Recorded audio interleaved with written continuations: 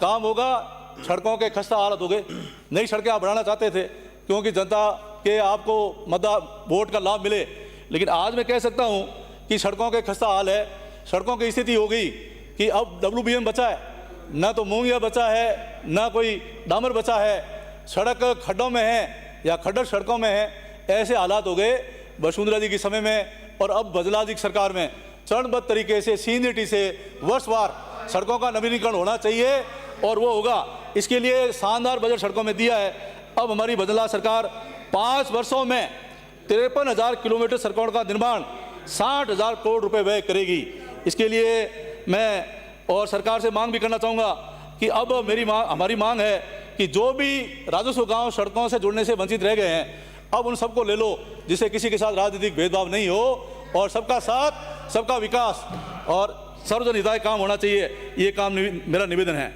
दूसरा मेरा निवेदन है कि अब जितना भी भार है वो गांवों से शहरों की ओर पलायन कर रहे हैं और भार वहाँ बढ़ रहा है।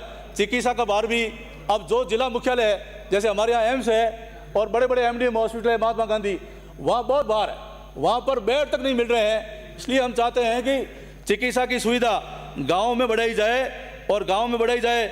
इसलिए वहाँ पर एक नियम और नीति बना दें कि प्रत्येक पंचायत में उपस्वास्थ्य केंद्र होगा, 4 पंचायतों में एक PSC होगा और इस समूह के आधार पर CSC होगा।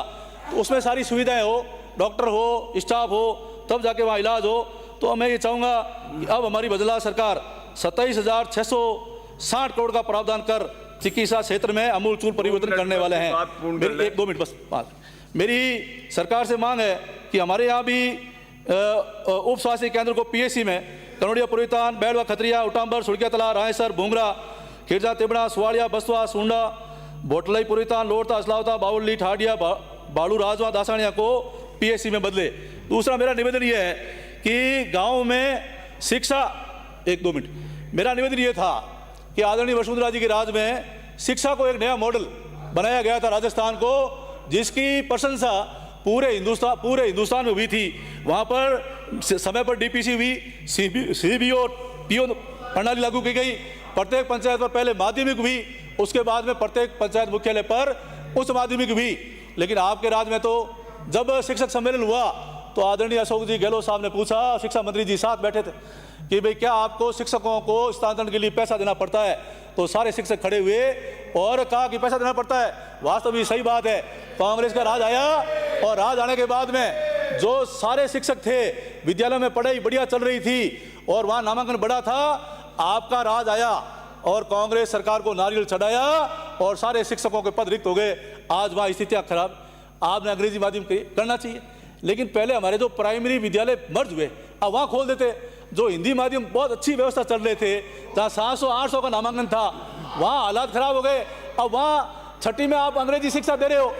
तो ये पहले आप अंग्रेजी माध्यम के इस आपको कोई मॉडल तो बनाना चाहिए कि इसमें हमारे अंग्रेजी माध्यम के शिक्षक आएंगे, वो करेंगे। तो ये हालात किए। अब राजकीय महाविद्यालय तो संविदा के माध्यम पे चल रहे हैं, एकल अध्यापक के शिक्षक के भरोसे चल रहे हैं। ये आपने हालात किए। अब अमूलचूल परिवर्तन होगा। इसलिए मैं कहना चाहूँगा कि EWS व निकाय में भी पंचायती राज का आरक्षण होना चाहिए। साथ ही साथ मैं कहना चाहूँगा कि अब समस्याओं का समाधान होगा। एक मेरी मांग है कि गायों का अनुदान जो 9 महीने से बढ़ाकर 12 महीना करना चाहिए। विकास में कोई कमी रहेगी नहीं। ऐसा विकास होगा कि जो लोग गांव छोड़ के गए हैं वो वापस शहर छोड़ के गांव आएंगे।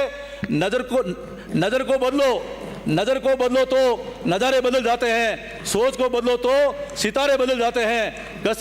कश्तियाँ बदलने की जरूरत नहीं, दिशाओं को बदलो तो किनारे खुद बदल जाते हैं।